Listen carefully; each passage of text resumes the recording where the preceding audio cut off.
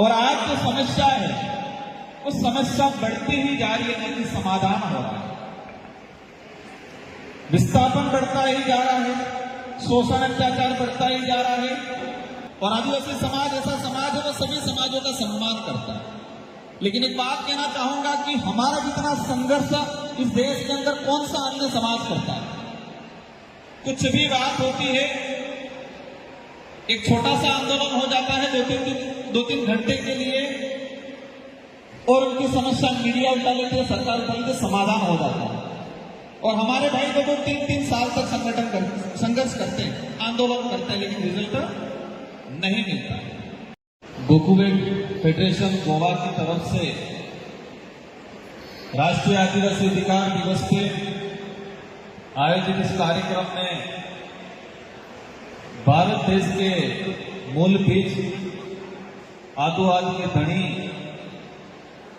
इस देश के मूल निवासी, इस देश के मूलवासी, मूल बीज सभी राज्यों से पहुंचे हुए और इस देश के अंदर आदिवासी समुदाय के समस्त समूहों को मेरी ओर से जोहार अभिनंदन करना चाहूंगा। इस कार्यक्रम को आयोजित करने के लिए दिन रात मेहनत करने वाले स्थानीय आयोजक साची गोवा के और इस मंच को बनाने वाले सारे बुद्धिजीवी समाज सेवियों को मेरी ओर से धन्यवाद देना चाहूंगा, जिन्होंने पूरे देश के आदिवासियों को एक मंच पे लाने का काम किया। आज देश में आदिवासी समाज की क्या स्थिति है, क्या समस्या आ रही है, कहां कहां अत्याचार शोषण हो रहा है, और आदिवासी समाज के जो संवैधानिक अधिकार हैं उनको लेके विभिन्न वक्ताओं ने अपनी बात रखी। आज जो स्थिति बनी हुई है आदिवासी समाज की, इससे हमें कैसे निपटना है, और ये देश का मूल बीज है, इस देश का मूल मालिक है, लेकिन भारत देश के अंदर सभी समुदायों में देखा जाए तो सबसे कमजोर आर्थिक रूप से, राजनीतिक रूप से, शैक्षणिक रूप से सबसे कमजोर समुदाय बन के बैठे हुए हैं हम। तो ये सच्चाई है, इस सच्चाई को हमें स्वीकार करना पड़ेगा।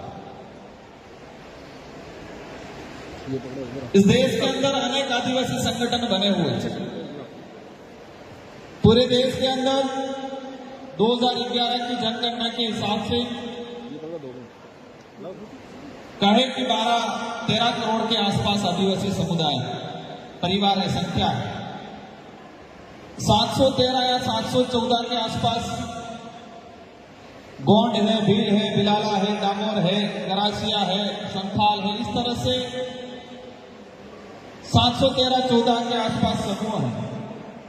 और संख्या बताई मैंने 12 से 13 करोड़ 2011 की जनगणना के हिसाब से। और आज की तारीख में देखे कागजी रिकॉर्ड की 16 से 17 करोड़ के आसपास आदिवासी समुदाय होंगे, 16 करोड़ के आसपास। और कई आदिवासी समुदाय हैं जो अनेक धर्मों में जाने के कारण या अपनी मूल संस्कृति को भूलने के कारण या अपना इतिहास भूलने के कारण ओबीसी में भी है, सामान्य में भी है, एससी में भी है। धर्म की बात करें, आदिवासी हिंदू भी है, ईसाई भी है, मुस्लिम भी है, सिख भी है, पारसी भी है, जैन भी है। और इतनी जनसंख्या है, इन आदिवासी समाज के उद्धार के लिए, अधिकार के लिए, शोषण के खिलाफ लड़ने के लिए नाना करते 7-8 हजार संगठन बने हुए होंगे पूरे देश के अंदर। हर राज्य में 100-200 संगठन आदिवासी समाज के मिल जाएंगे। और आज जो समस्या है वो समस्या बढ़ती ही जा रही है, नहीं समाधान हो रहा है। विस्थापन बढ़ता ही जा रहा है, शोषण अत्याचार बढ़ता ही जा रहा है। हम ये बात अलग है कि कुछ अधिकारी या कुछ कर्मचारी या कुछ हमारे जैसे नेता बन गए, लेकिन अधिकतम जो संख्या है वो पिछड़ती ही जा रही है। हर मंच पे, हर जगह आदिवासी समाज के अधिकारों को लेके, इतिहास को लेके, संस्कृति को लेके, उसके संरक्षण और उसको प्राप्त करने को लेके हम लोग लड़ते रहते हैं। लड़ना चाहिए, प्रयास भी सब कर रहे हैं, लेकिन एक सवाल है, हमें रिजल्ट कितना % मिल रहा है, परिणाम कितना % मिल रहा है। इस देश के अंदर कई अन्य समाज भी हैं और आदिवासी समाज ऐसा समाज है वो सभी समाजों का सम्मान करता है। लेकिन एक बात कहना चाहूंगा कि हमारा जितना संघर्ष इस देश के अंदर कौन सा अन्य समाज करता है। कुछ भी बात होती है, एक छोटा सा आंदोलन हो जाता है 2-3 घंटे के लिए और उनकी समस्या मीडिया उठा लेती है, सरकार उठा लेती है, समाधान हो जाता है। और हमारे भाई 2-3 साल तक संघर्ष करते हैं, आंदोलन करते हैं, लेकिन रिजल्ट नहीं मिलता। मैं जहां तक समझता हूं, हो सकता है वो कितना सही है कितना गलत है, लेकिन आदिवासी समुदाय अगर प्रताड़ित है, आदिवासी समुदाय विस्थापित हो रहा है, आदिवासी समुदाय पे अत्याचार, शोषण, भेदभाव हो रहा है, आदिवासी समुदाय के संविधान के अंदर जो अधिकार है अगर वो नहीं मिल रहे हैं, उसका जिम्मेदार हम स्वयं हैं।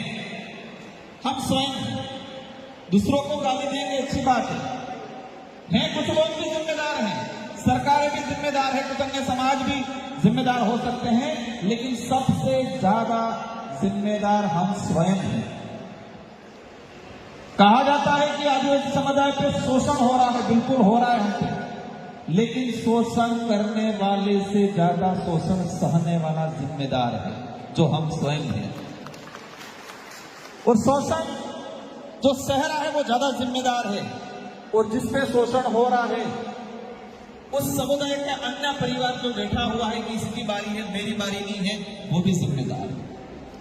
हमें कहा जाता है कि आदिवासी समुदाय को ठगा जा रहा है, आदिवासी समुदाय को अलग अलग बेनिफिट की तरफ आके संगठन आके मूर्ख बनाते।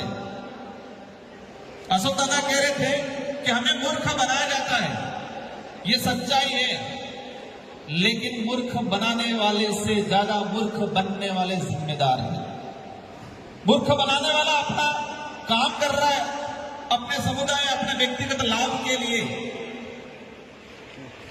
वो गलत है, लेकिन सबसे ज्यादा गलत तो हम स्वयं हैं, हम मूर्ख बन रहे हैं। और जब तक ये हम स्वीकार नहीं करेंगे, उद्धार नहीं होगा।